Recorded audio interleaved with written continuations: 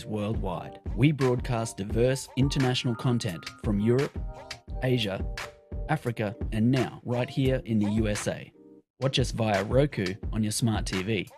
Download the Millennium TV app from the App Store to stream our shows anywhere, anytime. Millennium TV.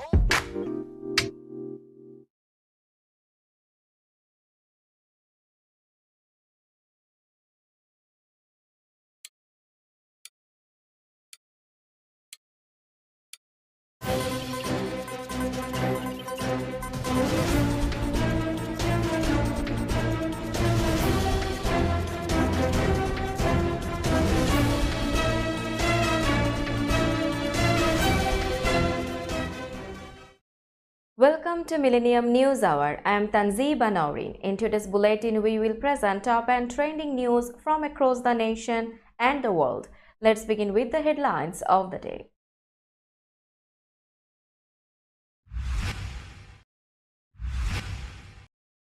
Army Special Operations Command mourns 5 U.S. troops killed in helicopter crash.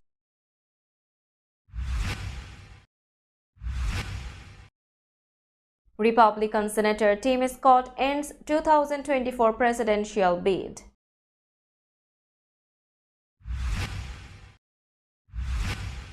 Secret Service agents protecting Biden's granddaughter open fire when 3 people tried to break into SUV. Donald Trump Jr. exuberantly lauds dad's real estate exploits as civil fraud trial shifts to defense.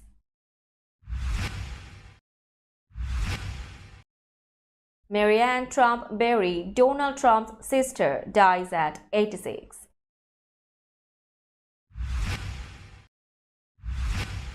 Nikki Haley will launch a $10 million ad campaign to try to overtake Ron DeSantis in the GOP primary.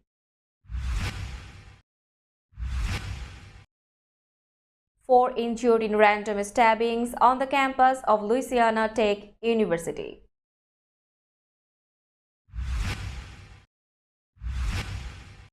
Doctors at Gaza's biggest hospital say newborns are dying after facility goes out of service. Iceland declares emergency in anticipation of volcanic eruption.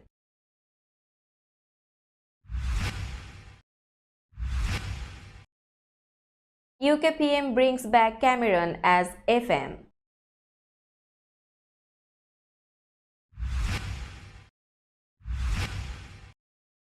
Nepal to ban TikTok as it disturbs social harmony.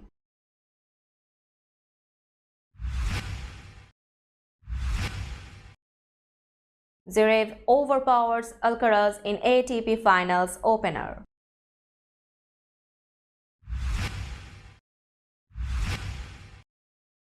And thousands line Manchester streets to bid farewell to Bobby Charlton.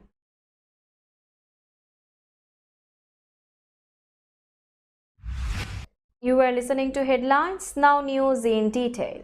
The U.S. Army Special Operations Command on Monday identified the 5 Army Aviation Special Operations Forces killed when their helicopter crashed in the eastern Mediterranean over the weekend, calling each a national treasure whose loss cut deeply. The military's European command said the UH-60 helicopter went down during an air refueling mission as part of military training. The 5 service members who died were Chief Warrant Officer 3 Stephen R. Dwyer of Clarksville, Tennessee, Chief Warrant Officer 2 Shane M. Burns of Sacramento, California, Staff Sergeant Tanner W. Groan of Gorham, New Hampshire, Sergeant Andrew P. Southard of Apache Junction, Arizona, and Sergeant Kate M. Wolf of Mankato, Minnesota.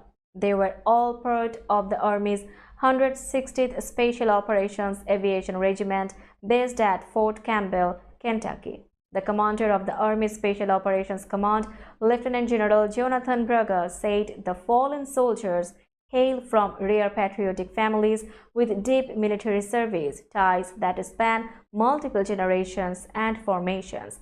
The fallen soldiers were highly decorated with multiple combat deployments in addition to responding to deployments with no notice sent overseas to respond quickly to various national security needs.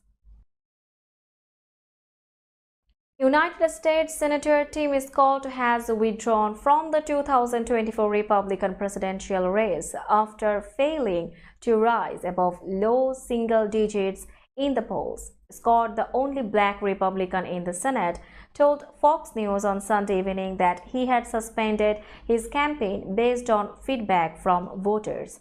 "I am suspending my campaign. I think the voters, who are the most remarkable people on the planet, have been really clear that they are telling me not now, Tim," he said on the Sunday Night in America program. Scott also dismissed the possibility of joining any of his rivals' campaigns as running mate, saying that being vice president has never been on my to-do list for this campaign, and it's certainly not there now.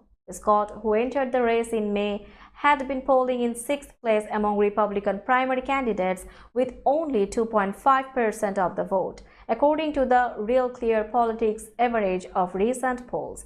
The 58-year-old South Carolina lawmaker had pitched himself as a staunch conservative with an optimistic vision capable of healing the deep political divisions in the U.S. Secret Service agents protecting President Joe Biden's granddaughter opened fire after 3 people tried to break into an unmarked Secret Service vehicle in the nation's capital, a law enforcement official told the Associated Press. The agents assigned to protect Naomi Biden were out with her in the Georgetown neighborhood late Sunday night when they saw the 3 people breaking a window of the parked and unoccupied SUV, the official said. The official could not discuss details of the investigation publicly and spoke to the Associated Press on Monday on the condition of anonymity. One of the agents opened fire, but no one was struck by the gunfire, the Secret Service said in a statement. The 3 people were seen fleeing in a red car, and the Secret Service said it put out a regional bulletin to Metropolitan Police to be on the lookout for it. Washington has seen a significant rise in the number of carjackings and car thefts this year. Police have reported more than 750 carjackings this year and more than 6,000 reports of stolen vehicles in the district. U.S. Representative Henry Cuellar of Texas was carjacked near the Capitol last month by 3 armed assailants who stole his car but didn't physically harm him.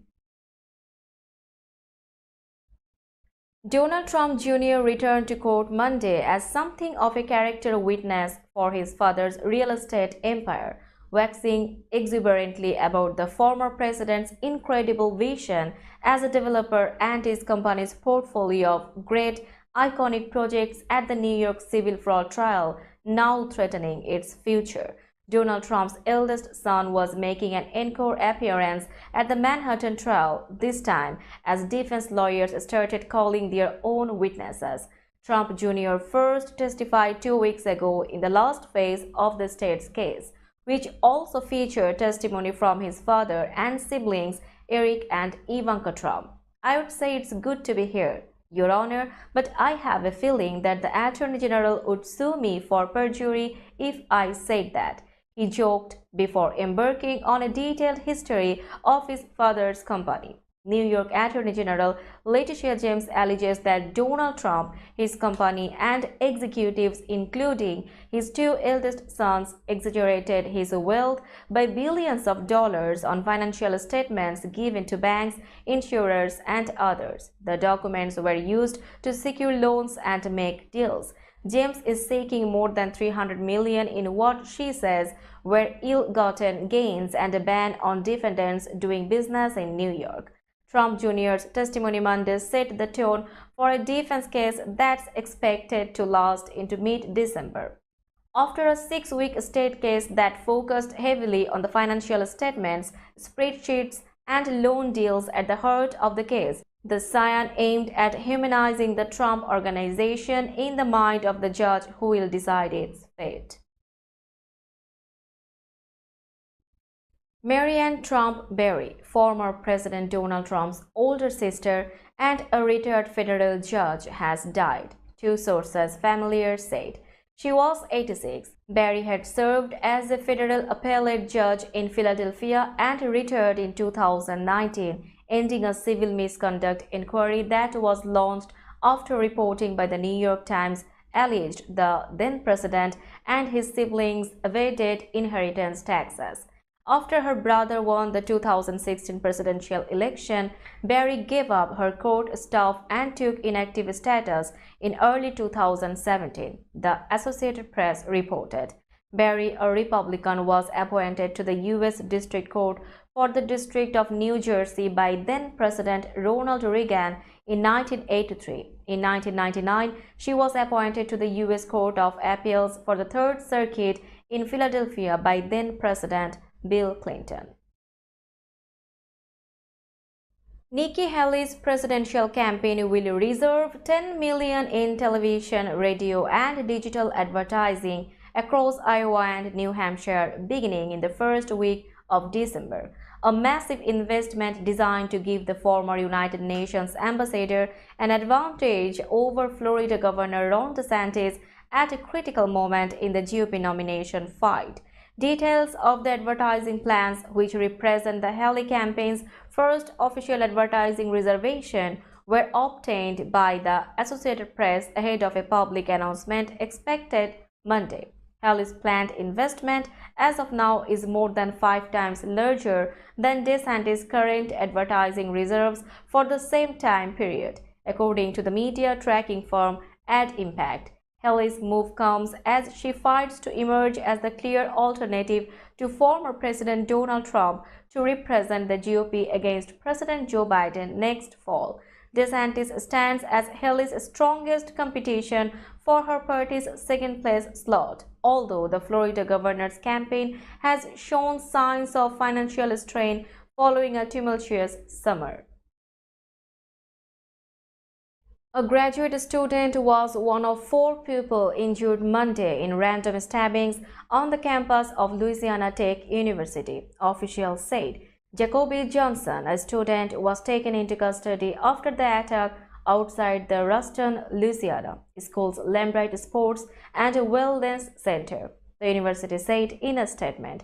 This appears to be a random act of violence. The attack happened as the victims were leaving the center, according to the university's statement. The suspect then fled south toward main campus and was apprehended by campus police without incident, the school said. University police learned of the stabbings at 9:08 a.m. and had the suspect in custody 4 minutes later, officials said. Of the 4 victims, one was flown to nearby Shreveport, Louisiana. 2 were taken to a local hospital and the other refused treatment.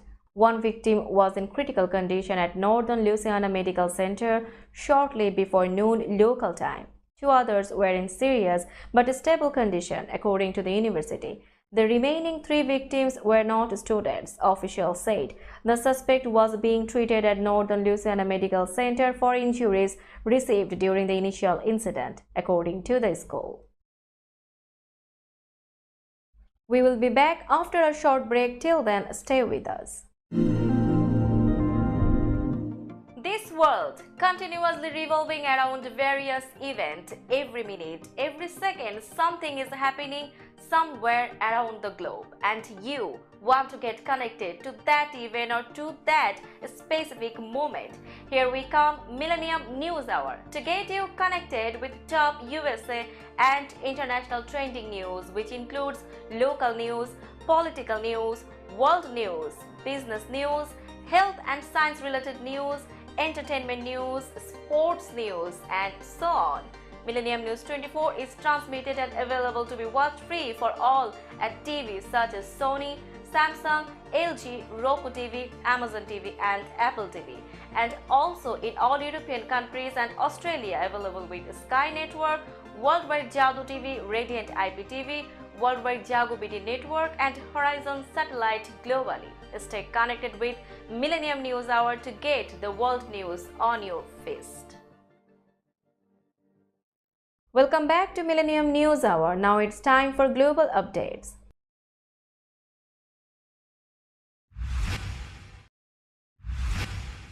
Newborns and other patients at Gaza's largest hospital are dying as power fails and resources run out, according to the Palestinian Health Ministry, which said at least 35 babies born prematurely face possible death at any moment.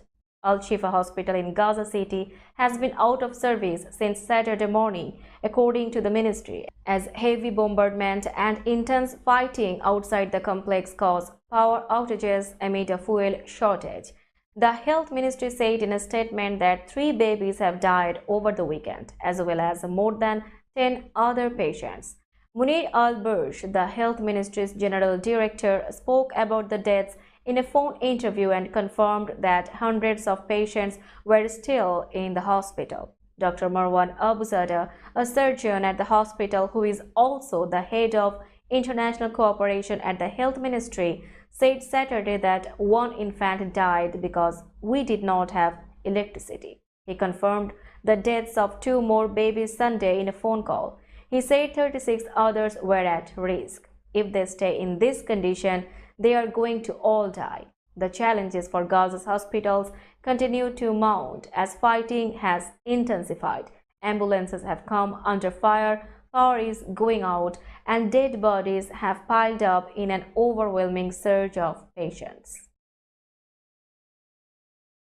Iceland has declared a state of emergency and evacuated a coastal town, saying there is a significant likelihood of a volcanic eruption in the coming days. The Icelandic Meteorological Office reported intense earthquake swarms in the southwestern part of the country in recent weeks, likely tied to the movement of underground magma or molten rock in and around the Reykjanes Peninsula. The sharp uptick in seismic activity prompted authorities to evacuate all 3,400 residents from the town of Grindavik on Saturday. The U.S. Embassy in Iceland, which issued its own volcano alert Friday, said seismic activity created ruptures on the primary road to Grindavik. Iceland's Civil Protection Agency warned that a large magma tunnel is forming that could reach the town. Volcanic eruptions occur when magma pushes up from the Earth's crust, forming lava at the surface. Officials said it's not yet clear if the magma will reach the surface and where that may occur, but added that the evacuation was ordered with the safety of residents in mind. Still, authorities said that there is no imminent danger and that people should not panic. British Prime Minister Rishi Sunak brought back former leader David Cameron as Foreign Minister in a reshuffle triggered by his firing of Interior Minister Suella Braverman after her criticism of the police threatened his authority.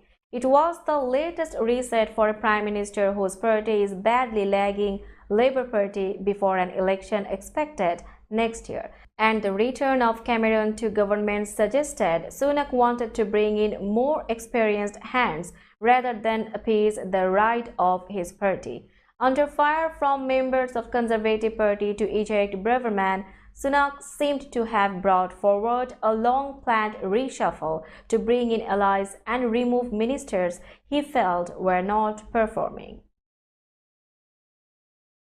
Nepal said Monday it will ban TikTok, citing the app's negative effects on the country's social harmony.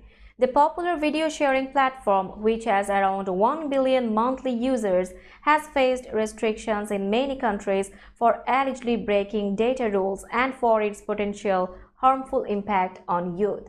The decision to ban was made today and relevant authorities are currently addressing the technical issues, Minister for Communications and Information Technology Rekha Sharma said. Sharma said the decision was made because TikTok was consistently used to share content that disturbs social harmony and disrupts family structures and social relations. She did not specify what had triggered the ban. Hours after the decision was made public, videos on the ban had thousands of views on TikTok. Now it's time for business news.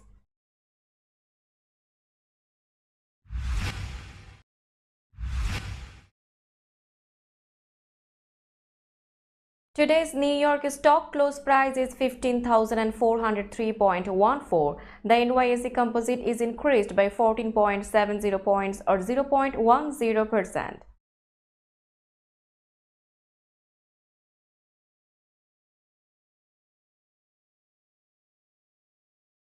Tokyo stock close price is 32,585.11. The Nikkei 225 index is increased by 17.00 points or 0.05%.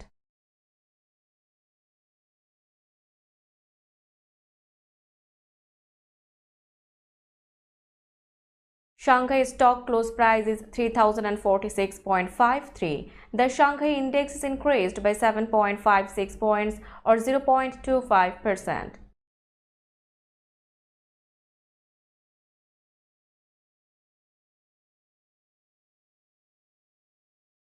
Hong Kong stock close price is 17,426.21. The Hang Seng index is increased by 222.95 points or 1.30%.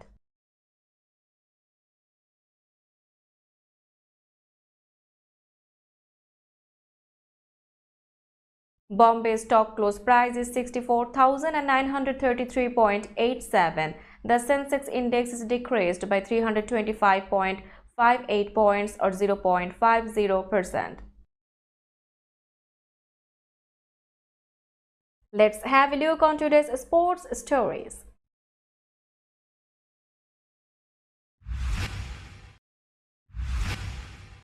Alexander Zverev got off to a winning start in his ATP Finals campaign on Monday by battling back from a set down to beat Carlos Alcaraz 6-7, 6-3, 6-4. Russian Zverev, a two-time winner at the year-ending tournament, put on a powerful display to see off world number 2 Alcaraz, who is not on top form after returning from injury at the end of last month.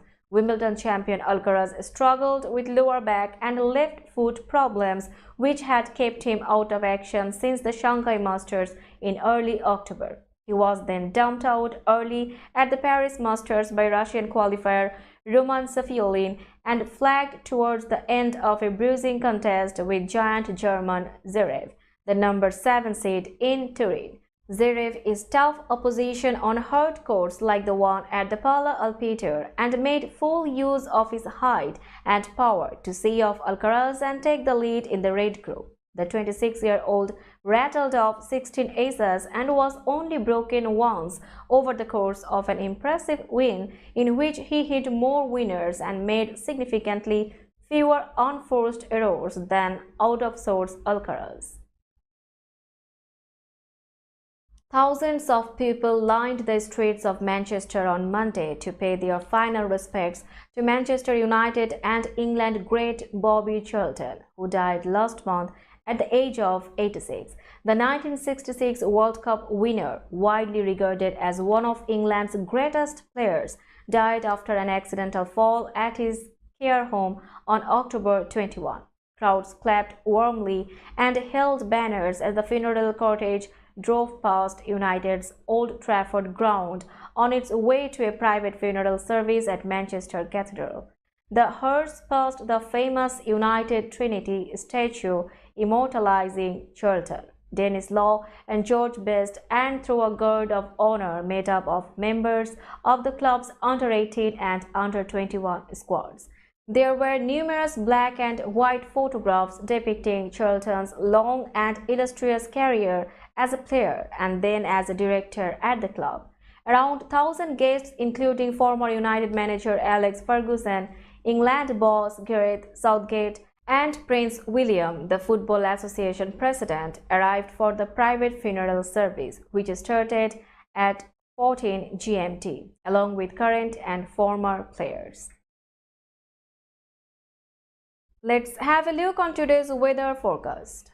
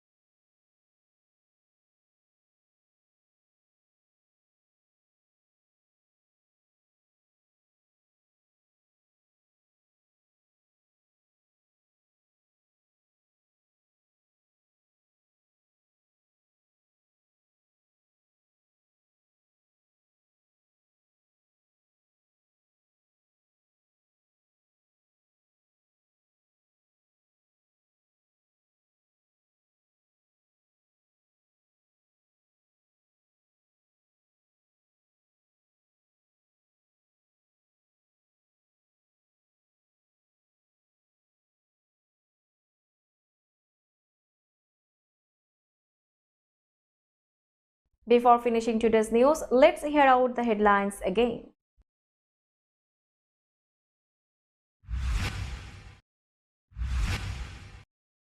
Army Special Operations Command mourns 5 U.S. troops killed in helicopter crash.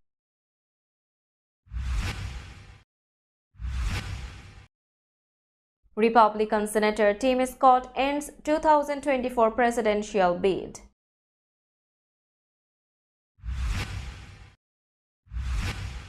Secret Service agents protecting Biden's granddaughter open fire when 3 people tried to break into SUV.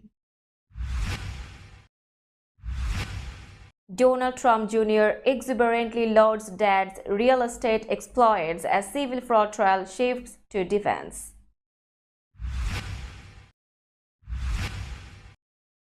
Marianne Trump Berry, Donald Trump's sister, dies at 86.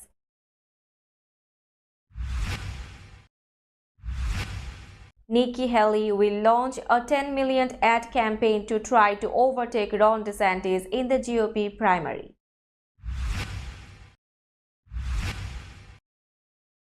4 injured in random stabbings on the campus of Louisiana Tech University.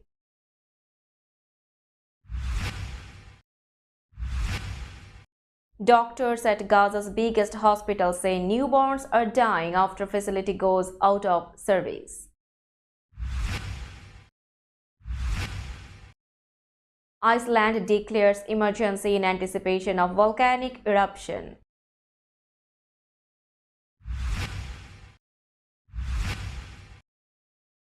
UK PM brings back Cameron as FM.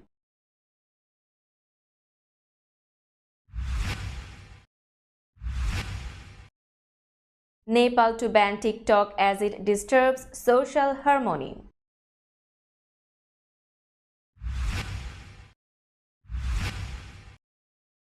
Zverev overpowers Alcaraz in ATP Finals opener.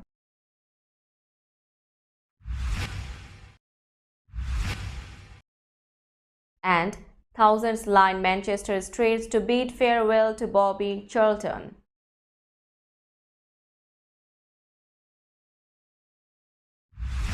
That's all for today. Keep watching Millennium News Hour for latest news update. To stay updated, like our Facebook page, subscribe our YouTube channel and visit our website. Our website address is www.millenniumnews24.com. Millennium News 24 is transmitted and available to be watched free for all at TVs such as Sony, Samsung, LG, Roku TV, Amazon TV and Apple TV, and also in all European countries and Australia, available with the Sky Network, Worldwide Jago TV, Radiant IPTV, Worldwide Jago BD Network and Horizon Satellite globally. Stay connected with us for all the latest news worldwide. Thank you.